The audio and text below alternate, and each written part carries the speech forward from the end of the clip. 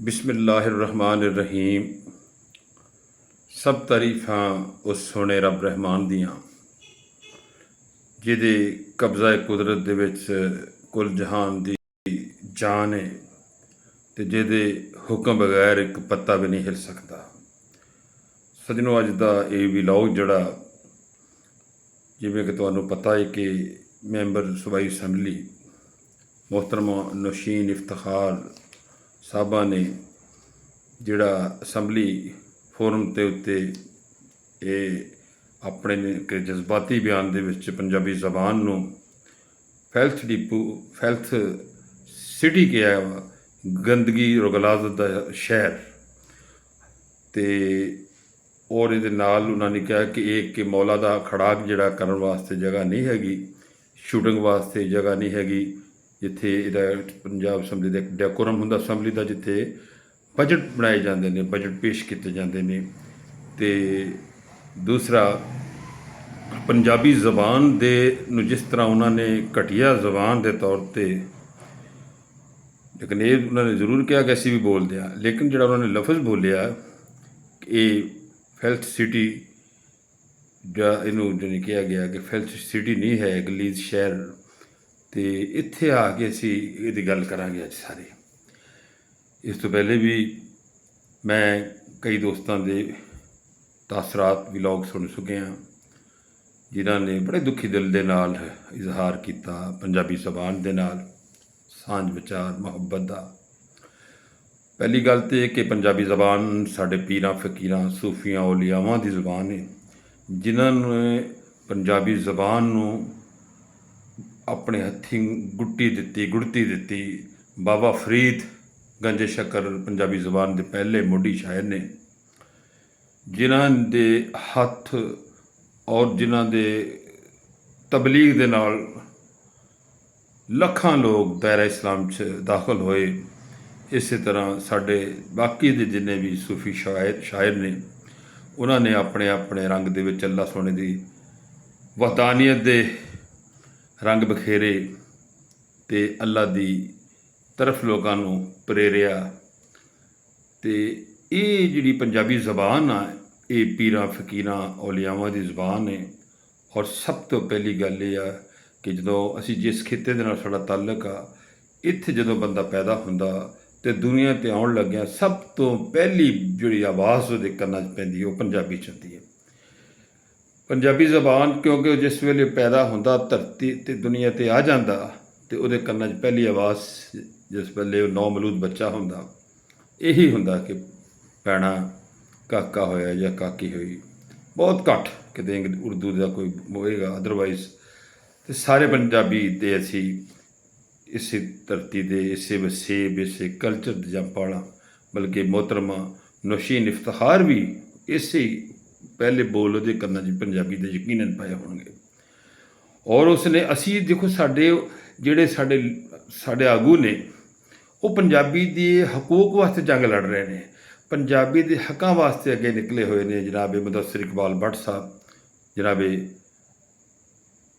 चौधरी मोहम्मद इलियास घुमण साहब, अहमद रजा भट्टू साहब तो होर जिन्ने भी पंजाबी के सेवाकार ने पंजाबी के हक मंग रहे हैं कि इन्हूं मुढ़ली क्लासों तो राज किया जाए।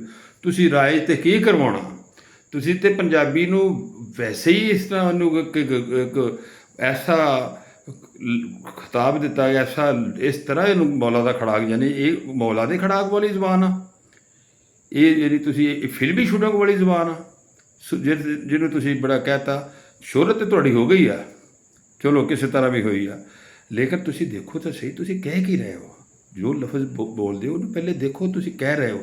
ठीक है, तुहानूं जज्बात है तुहाडे कोल, इस वेले तुहाडे कोल एक इख्तियार सी तुसीं फोरम के उत्ते कहा, लेकिन कह की रहे हो। इहदा जिहड़ा तुसीं कह रहे हो इहदा किन्ने लोगों के दिल आजारी हुई आ।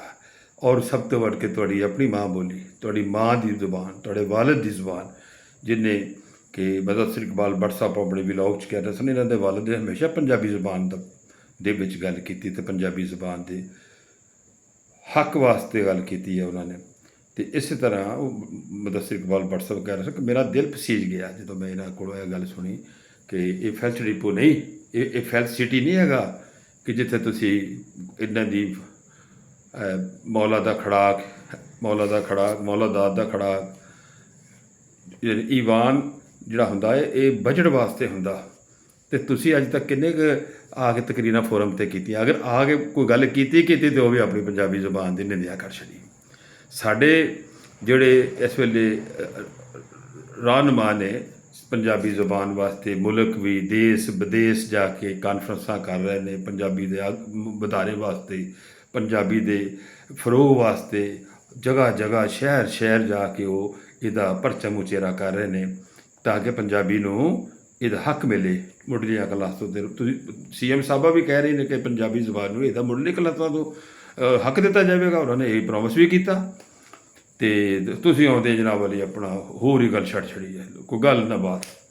ਅਤੇ ਤੁਹਾਨੂੰ ਪਤਾ ਹੈ ਕਿ ਦੁਨੀਆ ਭਰ ਦੇ ਵਿੱਚ 40 ਤੋਂ 50 ਕਰੋੜ ਲੋਕ ਪੰਜਾਬੀ ਬੋਲਦੇ ਨੇ।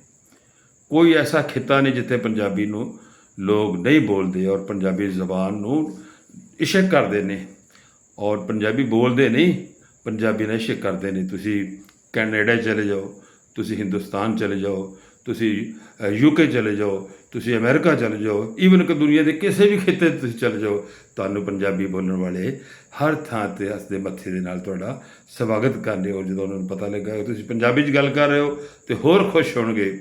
ਮੋਹਤਰਮ ਨੌਸ਼ੀਨ ਇਫਤਖਾਰ ਸਾਹਿਬਾ, ਤੁਹਾਨੂੰ ਆਪਣੇ ਜਿਹੜੇ ਅਲਫਾਜ਼ ਆ ਵਾਪਸ ਲੈਣੇ ਪੈਣੇ ਨੇ। ਤੁਸੀਂ ਇੰਨੇ ਲੋਕਾਂ ਦੀ ਦਿਲ ਆਜ਼ਾਰੀ ਕੀਤੀ ਆ, ਤੁਸੀਂ ਬਾਬਿਆਂ ਸੂਫੀ ਅਤੇ ਸਾਡੇ ਉਹਨਾਂ ਔਲੀਆ ਕਰਾਮ ਦੀ ਉਸ ਜ਼ਬਾਨ ਨੂੰ ਨਿੰਦਿਆ। ਅਤੇ ਤੁਹਾਨੂੰ ਪਤਾ ਕਿ ਜਿਸ ਖਿੱਤੇ ਦੇ ਨਾਲ ਸਾਡਾ ਤਾਲੁਕ ਆ, ਪੰਜਾਬ ਦੀ ਇਸ ਧਰਤੀ ਦੇ ਨਾਲ, ਜਿੱਥੇ ਪੰਜਾਬ ਦੇ 5 ਪਾਣੀਆਂ ਦੀ ਜ਼ਮੀਨ ਆ, ਇਹਦਾ ਤਾਂ ਨਾ ਹੀ 5 ਆਬ ਆ ਅਤੇ ਪੰਜਾਬੀ ਵੀ ਇੱਥੋਂ ਨਿਕਲਿਆ ਅਤੇ ਇਹਦੇ ਵਿੱਚ ਕੋਈ ਸ਼ੱਕ ਹੀ ਨਹੀਂ। ਅਤੇ ਫਿਰ ਦੂਸਰਾ ਜਿਹੜਾ ਜਿਸ ਤੁਹਾਡਾ ਖਿੱਤੇ ਦੇ ਨਾਲ ਤਾਲੁਕ ਆ, ਡਸਕਾ ਹੋ ਗਿਆ, ਸਿਆਲਕੋਟ ਹੋ ਗਿਆ, ਗੁਜਰਾਂਵਾਲਾ ਹੋ ਗਿਆ, ਵਜ਼ੀਰਾਬਾਦ ਹੋ ਗਿਆ, ਇਹ ਤਾਂ ਖਾਸ ਤੌਰ 'ਤੇ ਖਿੱਤੇ ਜਿਹੜੇ ਨੇ ਪੰਜਾਬੀ ਜ਼ੁਬਾਨ ਦੇ ਵਿੱਚ ਬੜੇ ਬੜੇ ਸੂਫੀ ਸ਼ਾਇਰ ਇੱਥੋਂ ਪੈਦਾ ਹੋਏ ਨੇ, ਬੜੇ ਬੜੇ ਔਰ ਦੂਸਰੇ ਕਲਾਸੀਕਲ ਸ਼ਾਇਰ ਵੀ, ਜਦੀਦ ਸ਼ਾਇਰ ਸਾਡੇ ਬੜੇ ਇਹਨਾਂ ਖਿੱਤਿਆਂ 'ਚ ਪੈਦਾ ਹੋਏ ਨੇ ਔਰ ਬੜੀ ਜ਼ਰਖੇਜ਼ ਜ਼ਮੀਨ ਅਦਬ ਦੇ ਵਾਸਤੇ ਵੀ ਅਤੇ ਲਿਟਰੇਚਰ ਵਾਸਤੇ ਬੜੇ ਬੜੇ ਨਾਮੀ ਗ੍ਰਾਮੀ ਲੋਕ ਆਏ। ਅਤੇ ਤੁਸੀਂ ਕਿਸ ਤਰ੍ਹਾਂ ਕਹਿਤਾ ਬੜੇ ਸਹਿਜੇ ਜਿਹੇ ਨਾਲ ਜਜ਼ਬਾਤ ਤੁਹਾਡੇ ਇੰਨੇ ਜਜ਼ਬਾਤ ਸਮਝ ਨਹੀਂ ਜਾ ਰਹੇ ਨੇ। ਅਤੇ ਇਸ ਕਰਕੇ ਤੁਸੀਂ ਬਹੁਤ ਹੀ ਜਿਹੜਾ ਬਿਆਨ ਦੇ ਕੇ ਇਹਨੂੰ ਫੈਲਸਿਟੀ ਕਿਹਾ ਕਿ ਫੈਲਸਿਟੀ ਨਹੀਂ ਵੀ ਫੈਲਸਿਟੀ ਕਹਿ ਕੌਣ ਰਿਹਾ? ਕਿਹਨੇ ਕਿਹਾ ਫੈਲਸਿਟੀ? ਉਸ ਬੰਦੇ ਨੇ ਅਗਰ ਜਿਸ ਨੇ ਤਕਰੀਰ ਕੀਤੀ ਆ ਪੰਜਾਬੀ 'ਚ, ਅਗਰ ਤੁਹਾਡਾ ਉਹਨਾਂ ਕੋਈ ਪਰਸਨਲ ਗਰਜ ਆ, ਕੋਈ ਆਪਣਾ ਤੁਹਾਡਾ ਨਾਦ ਆ, ਅਤੇ ਉਹਨੂੰ ਤੁਸੀਂ ਕਿਤੇ ਹੋਰ ਫੋਰਮ 'ਤੇ ਹੱਲ ਕਰੋ। ਇੱਥੇ ਪੰਜਾਬੀ ਨੂੰ ਵਿੱਚ ਘਸੀਟਣ ਦੀ ਲੋੜ ਕੋਈ ਨਹੀਂ। ਪੰਜਾਬੀ ਦੇ ਜਿੰਨੇ ਵੀ ਇਸ ਵੇਲੇ ਤੁਸੀਂ ਦੇਖੋ ਲਾਹੌਰ ਦੇ ਵਿੱਚ ਕਾਨਫਰੰਸਾਂ ਕਰਵਾ ਰਹੇ, ਕਾਹਦੇ ਵਾਸਤੇ ਕਰਵਾ ਰਹੇ? ਪੰਜਾਬੀ ਦੇ ਰਾਈਟਸ ਬਣਨ, ਇਹਦੇ ਹਕੂਕ ਮਿਲਣ ਅਤੇ ਪੰਜਾਬੀ ਦੇ ਮੰਗ ਵਾਸਤੇ ਸਾਡੇ ਜਿਸ ਤਰ੍ਹਾਂ ਵੀ ਅਸੀਂ ਲੱਗੇ ਹੋਏ ਹਾਂ ਆਪਣੇ ਆਪਣੇ ਬਸਾਤ ਦੇ ਮੁਤਾਬਕ, ਆਪਣੇ ਆਪਣੇ ਹਿੰਮਤ ਦੇ ਮੁਤਾਬਕ। ਅਤੇ ਤੁਸੀਂ ਤਾਂ ਸਾਡੇ ਬਾਂਹ ਬੇਲੀ ਬਣੋ, ਸਾਡੇ ਨਾਲ ਚੱਲੋ, ਸਾਨੂੰ ਪੰਜਾਬੀ ਦੇ ਹੱਕ ਦਿਵਾਉਣ ਵਾਸਤੇ ਸਾਡੀ ਆਵਾਜ਼ ਨੂੰ ਅਸੈਂਬਲੀ ਫੋਰਮ 'ਤੇ ਲੈ ਕੇ ਜਾਵੋ ਤਾਂ ਕਿ ਸਾਨੂੰ ਪੰਜਾਬੀ ਦੇ ਜਿਹੜੇ ਹਕੂਕ ਆ, ਸਾਡੀ ਜਿਹੜੀ ਮਹਿਰੂਮੀ ਆ, ਉਹ ਖਤਮ ਹੋਵੇ। ਅਤੇ ਪੰਜਾਬੀ ਜ਼ੁਬਾਨ ਵਾਸਤੇ ਬਜਾਏ ਤੁਸੀਂ ਸਾਡੀ ਆਵਾਜ਼ ਬਣਨ ਦੇ, ਤੁਸੀਂ ਤਾਂ ਪੰਜਾਬੀ ਦੇ ਖਿਲਾਫ ਬੋਲਣਾ ਸ਼ੁਰੂ ਕਰ ਦਿੱਤਾ। ਆਪਣੇ ਪੰਜਾਬ ਦੀ ਧੀ ਹੋ ਕੇ, ਪੰਜਾਬ ਦੀ ਧੀ ਹੋਣ ਦੇ ਬਾਵਜੂਦ ਪੰਜਾਬੀ ਦੀਆਂ ਵੋਟਾਂ ਲੈ ਕੇ ਕਾਮਯਾਬ ਹੋਣ ਵਾਲੇ ਅਤੇ ਲੋਕ ਤਾਂ ਇਹ ਵੀ ਕਹਿ ਰਹੇ ਨੇ ਕਿ ਅਗਰ ਨੌਸ਼ੀਨ ਇਫਤਖਾਰ ਸਾਹਿਬ ਨੂੰ ਇੰਨਾ ਮਾਣ ਤਾਂ ਪੰਜਾਬੀ ਦਾ ਵੋਟਾਂ ਵਾਪਸ ਕਰਨ। ਉਹਦੇ ਵਿੱਚੋਂ ਅਗਰ 100% ਵੋਟ ਆ ਤਾਂ 90% ਤਾਂ ਪੰਜਾਬੀ ਵਾਲੇ ਦੀਆਂ ਵੋਟਾਂ ਹੋਣੀਆਂ ਉਹਦੇ ਵਿੱਚੋਂ, ਹੋ ਸਕਦਾ 100% ਹੀ ਹੋਵੇ। ਅਤੇ ਇਸ ਕਰਕੇ ਉਸ ਖਿੱਤੇ ਦੇ ਵਿੱਚ ਪੰਜਾਬੀ ਠੇਠ ਪੰਜਾਬੀ ਲੋਕ ਬੈਠੇ ਨੇ ਡਸਕੇ ਦੇ ਵਿੱਚ। ਕੋਈ ਡਸਕਾ ਕਰਾਚੀ ਨਹੀਂ ਹੈਗਾ ਕਿ ਉੱਥੇ ਉਰਦੂ ਜਾ ਕੇ ਹੋਰ ਮੁਖਤਲਿਫ ਜ਼ੁਬਾਨਾਂ ਹੋਣ। ਬਿਲਕੁਲ ਠੇਠ ਲੋਕ, ਜ਼ਿਮੀਂਦਾਰ ਲੋਕ, ਕਿਸਾਨ, ਮਿਹਨਤ ਮਜ਼ਦੂਰੀ ਕਰਨ ਵਾਲੇ ਲੋਕ ਪੰਜਾਬੀ ਬੋਲਦੇ ਨੇ।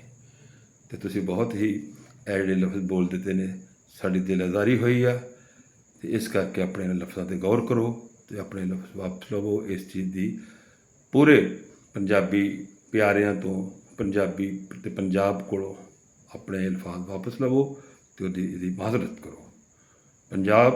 ਪੰਜਾਬੀ ਅਤੇ ਪੰਜਾਬੀਅਤ ਹਮੇਸ਼ਾ ਇਸੇ ਤਰ੍ਹਾਂ ਸ਼ਾਦਬਾਦ ਰਹੇਗਾ। ਕਈ ਲੋਕ ਆਏ, ਕਈ ਗਏ, ਲੇਕਿਨ ਮੇਰੇ ਸੋਹਣੇ ਪੰਜਾਬ ਦਾ ਨਾਮ ਹਮੇਸ਼ਾ ਇਸੇ ਤਰ੍ਹਾਂ ਰਹੇਗਾ। ਕੋਈ ਤਾਰੀਖ ਅੱਜ ਦੀ ਪੰਜਾਬ ਦੀ ਨਹੀਂ। ਪੰਜਾਬ, ਪੰਜਾਬੀ ਅਤੇ ਪੰਜਾਬੀਅਤ ਜ਼ਿੰਦਾਬਾਦ।